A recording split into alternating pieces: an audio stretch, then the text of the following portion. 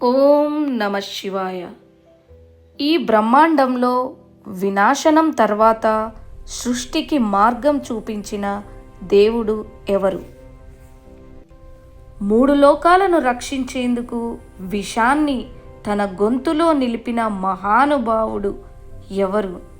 అతడే పరమేశ్వరుడు, మహాదేవుడు, శివుడు.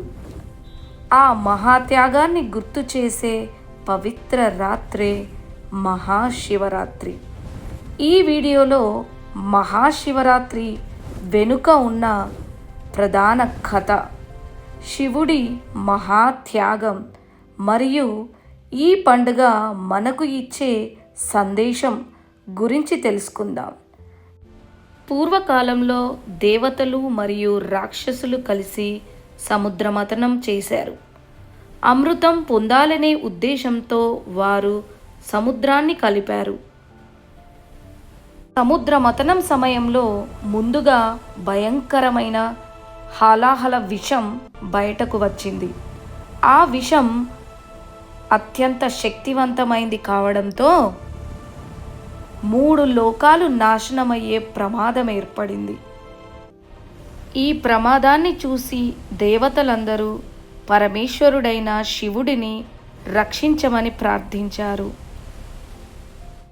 ప్రపంచాన్ని కాపాడడానికి శివుడు ఆ విషాన్ని తాగాడు, కానీ దాన్ని గొంతులోనే నిలిపాడు. విషం కారణంగా శివుడి గొంతు నీలంగా మారింది. అందుకే ఆయన్ను నీలకంఠుడు అని పిలుస్తారు. శివుడి గొంతు వేడెక్కకుండా ఉండేందుకు దేవతలు, ఋషులు ఆ రాత్రంతా శివుడికి నీరు, పాలు, బిల్వపత్రాలు సమర్పిస్తూ జాగరణ చేశారు. ఆ పవిత్ర రాత్రి మహాశివరాత్రిగా ప్రసిద్ధి చెందింది. ఈ రోజు నుంచే భక్తులు ఉపవాసం, జాగరణ చేస్తూ శివుడిని భక్తితో పూజించడం మొదలుపెట్టారు.